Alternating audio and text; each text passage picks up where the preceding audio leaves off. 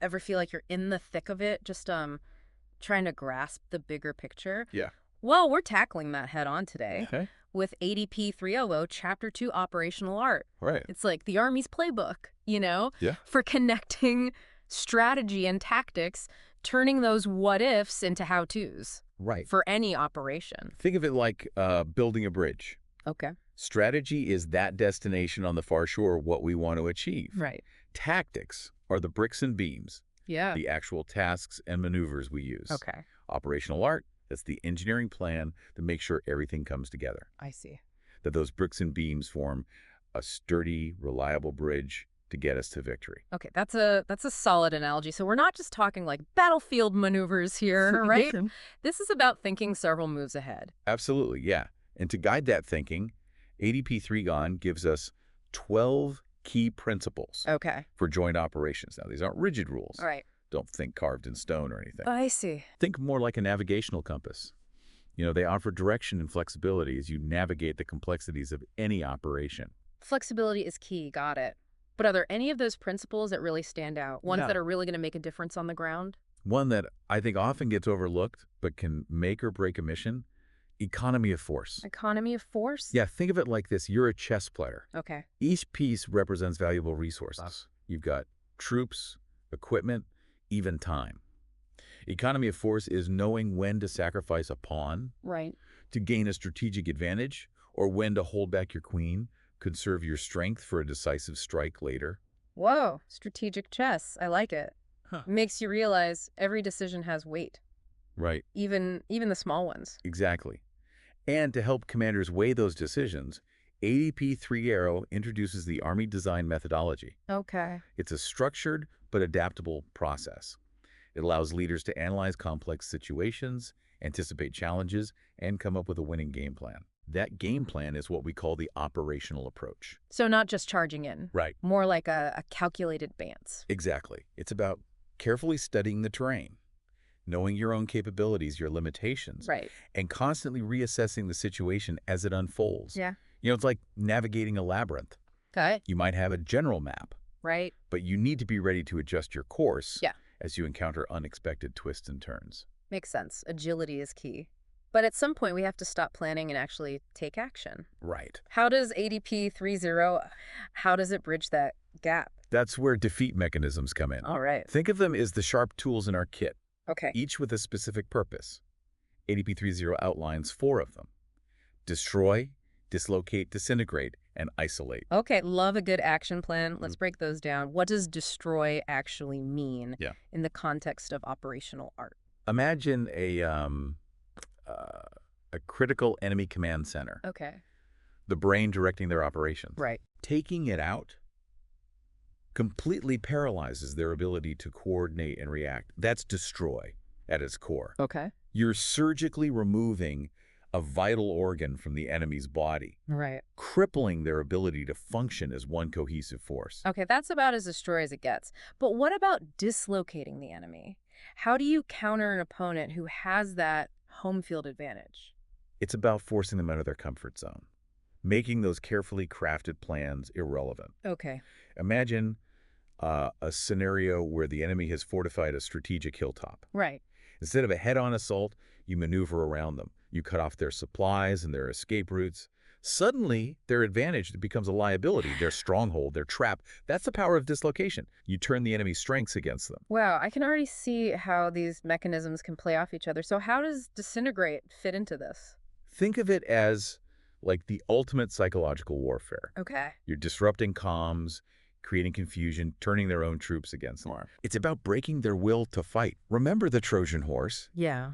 That's disintegration at its finest. It collapses the enemy from within. Okay, that's a bit unnerving. Yeah. But effective. Right. So we've crushed their spirit, we've cut off their supplies. Right. Now it's time for the final blow. Isolate. What does that look like? It's about cutting them off, not just physically, but from everything. Wow. Reinforcements, intel, even hope. Okay. Picture a besieged city, surrounded, dwindling supplies, no way to contact allies. Yeah. That isolation, that feeling of utter hopelessness Right. can be just as powerful as any weapon. So it's about strategically dismantling their ability to function, Yes, physically and mentally. precisely. And these defeat mechanisms, when they're used right, they pave the way for a decisive victory. But it's not just about winning the war, is it? Right, because securing peace, lasting peace, is just as important as any victory. Exactly. And that's where stability mechanisms come into play. These are the tools we use to build a foundation for lasting peace. We want to create an environment where stability and prosperity can take root. So less about firepower and more about nation building, diplomacy. You got it. ADP 3.0 outlines 4 key mechanisms: compel, control, influence, and support. And here's the thing, these often require collaboration, Okay. and it goes far beyond the battlefield. We're talking diplomats, aid organizations, local communities. It takes a real team effort. It's a delicate dance, rebuilding and reconciliation. But let's circle back to the operational approach. Yeah. You said it's like a commander's roadmap to victory. What are the key landmarks on this map? Think of them as the elements of operational art, the building blocks of any successful operation. Okay. And to keep this relevant to you, we'll focus on the ones that directly impact you as a soldier. Sounds good. Lead the way, I'm ready. First and foremost, end state and conditions. This is about having a crystal clear picture of what success looks like. What are we trying to achieve?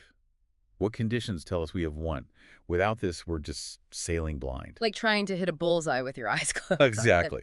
Next, we have the center of gravity, or COG, Okay. often described as the enemy's critical vulnerability, the linchpin that holds their whole operation together. Okay, so it's not just about identifying their strongest weapon or their biggest battalion. It can be a physical asset, sure, like a supply depot, Right. but it can also be something less tangible, a charismatic leader, Okay. a powerful ideology, I see. even just access to crucial resources. Yeah. Imagine cutting off a river that supplies a whole city. Yeah. You're not attacking the city directly, All right. but you're striking at its very lifeblood. That's understanding the COG. Okay, so it's about finding the enemy's, like, Achilles heel, right? Right. That pressure point that can bring the whole thing down. So Yeah. if the cog is the heart, are decisive points like the arteries, the ones we need to control? Now you're thinking like a strategist. Decisive points are those locations or events, even systems, that give us a big advantage if we control them. Control the high ground, you control the battlefield. Right. Seize that bridge, you cut off their reinforcements. Got it. High stakes, high reward. What about lines of operations and lines of effort? How do those two fit in?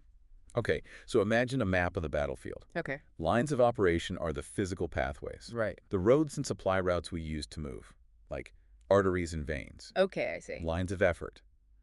Those are conceptual, the actions and effects we need to achieve our objectives. They're like the nervous system. Okay. They transmit signals, coordinate movement. To achieve a specific goal. Exactly. So one is moving troops and tanks, the other is moving the needle Yes. towards the desired end state. Now let's shift gears to tempo, the rhythm of an operation. Imagine a boxer. Okay. Sometimes it's about quick jabs, Keep them off balance. right? Other times it's about biding your time, waiting for that knockout punch. So sometimes it's a blitzkrieg, sometimes it's a slow, strategic squeeze. Yeah. It's all about reading a situation and adapting your pace. Precisely. But just like a boxer can't keep swinging forever, Right. there's a limit to how long you can maintain a high tempo. Of course. That's where culmination comes in. Like hitting a wall. Exactly. When you've exhausted all your resources and momentum. Knowing when that point might hit, both for us and for them, is crucial for planning. It's about recognizing your limits, knowing when to consolidate, and when to push for that victory. We'll continue breaking down these elements of operational art after a quick break. So culmination is all about knowing when to hit the brakes Yeah. and regroup and reassess before you overextend. Right. Speaking of overextending, Yeah. that brings us to operational reach, right? That's it. How far can you realistically extend your operation Right. before logistics and comms? Exactly. Even enemy resistance Yeah. become too much to overcome. It's a delicate balance Right. between ambition and sustainability. It's like a long distance runner, right? You got to be aware of your pace, your energy levels. You got to plan where you're going to refuel. Exactly. You can't just sprint out of the gate for hundreds of miles. And where do those marathon runners rest and recharge? At bases. Of course. And that leads us to our next element of operational art. Okay. basing. So we're talking about the physical infrastructure, Yeah. forward operating bases, logistics hubs, airfields. All the things that sustain the fight. Makes sense. Even a mobile, agile force needs a home base, Yeah, a place to regroup, resupply, plan the next move. absolutely. So we've got our objectives. We understand the enemy. Yeah. We've got our pathways to victory. But war is unpredictable. Oh, How does ADP 3.0 account for that chaos? that's where our final Okay. and maybe most crucial element of operational art comes in. Risk. Okay. It just can't be avoided. Right. It's unavoidable. The key is understanding it, assessing it. Mitigating it. Yeah, as much as you can. So it's not about eliminating risk, but being smart about it. Exactly. Yeah. Calculated risk-taking. Okay. Like, imagine a high-wire act, right? Right. Always that danger. But they manage that risk with planning, constant practice, Yeah. knowing those variables. And a good commander Exactly. needs to know when to hold back, when to push forward, Yes. how to adjust based on what's happening. It's about empowering those subordinates. Right.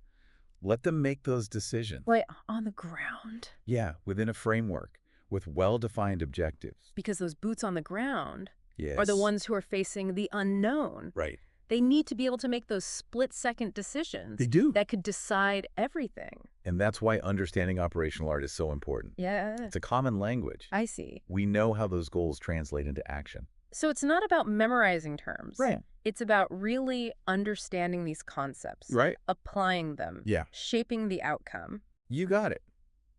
ADP 3.0, it isn't some dusty manual. Right. It's a living document, I see. a source of learning and growth.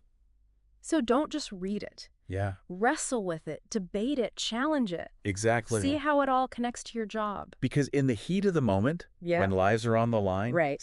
those concepts become very real, very quickly. And we want you to be ready for that. Yes. To have those tools. Absolutely. To apply them with confidence. Confidence and precision. We've covered a lot today. We have. We've gone from like big picture joint operations Yeah. to the small details of defeat mechanisms, Right. stability operations, and those elements that are critical to success. But with all these details, it's easy to forget the bigger picture. It is. How does this all work in an increasingly complex world?